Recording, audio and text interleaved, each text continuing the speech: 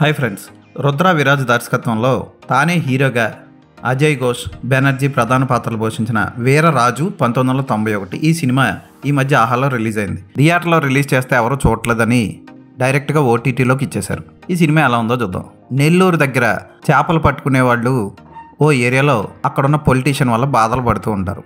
ఆ పొలిటీషియన్ చేసిన పనికి, అతని కొడుకు చేసిన పనికి ఆ ఊర్లో ఉన్న వీరరాజు ఎలా పగ తీర్చుకున్నాడు, అసలు ఆ పొలిటీషియన్ ఏం చేశాడు అన్నది సినిమా చూసి తెలుసుకోవాలి. రంగస్థలం టైపు గెటప్లు, ఆ టైపు కాస్ట్యూమ్స్ వేసుకొని వీర్రాజు పాత్రలో రుద్ర విరాజ్ బీభత్సం చేద్దాం అనుకున్నాడు, కానీ సగం వరకే సక్సెస్ అయ్యాడు. ఇక హీరోయిన్ ని చూస్తే ఉప్పల్ బాలుకి చీరగట్టినట్లు అనిపిస్తుంది మనకి. అజయ్ ఘోష్ ఉన్నంతలో పాత్రకి న్యాయం చేశాడు, కానీ అతనికి చేసిన మేకప్ అది తెలిసిపోతూ ఉంటుంది. అజయ్ ఘోష్ కొడుకు పాత్రలో నటించిన వ్యక్తి ఒకవైపు మీసం గీయించుకొని మళ్ళీ మర్నాడు వెంటనే గుబురు మీసాలతో వచ్చేసి ఫైటింగ్ లైవ్ చేసేస్తూ ఉంటాడు. ఇలాంటి కంటిన్యూటీ లేని సీన్లు ఈ సినిమాలో చాలా ఉంటాయి. ఫస్ట్ స్టార్టింగ్లోనే హీరో బ్యాచ్ చేసేది నా పేరు శివ టైప్లో పెద్ద మర్డర్ గ్యాంగ్ నడుపుతున్నట్టు హీరో అనుకున్నాం, కానీ దాని వెనక చాలా ట్విస్టులు ఉంటాయి. క్లైమాక్స్ వరకు మనకు తెలీదు. హీరో నేను పెద్ద పుడింగ్ని అర్ధరాత్రి పూట వెళ్ళి చేపలు పట్టి తీసుకొచ్చేస్తాను, మన ప్రాబ్లమ్ సాల్వ్ అవుతాయి అంటాడు.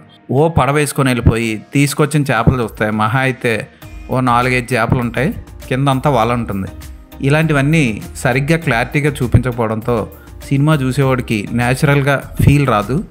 ఆ ఏరియాలో ఉన్న ఫీలింగ్ అసలు కలగదు. మధ్యలో పాటలు వస్తాయి, అవి ఎందుకు వచ్చారా బాబు అనిపిస్తాయి మనకి. నెల్లూరు యాస ఎక్కడా కనపడదు. పాత్రలన్నీ ఏవో ఇష్టం వచ్చిన యాసలు మాట్లాడుతున్నాయి అన్న ఫీలింగ్ కలుగుతుంది మనకి.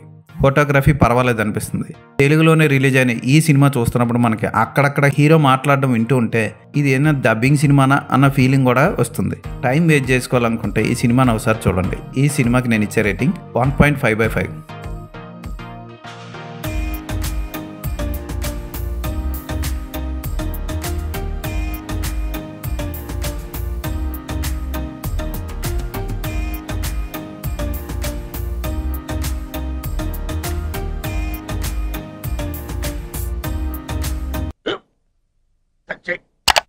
స్కూల్ బెంచ్ లాగా ఎంత గట్టిగా ఉందోరా?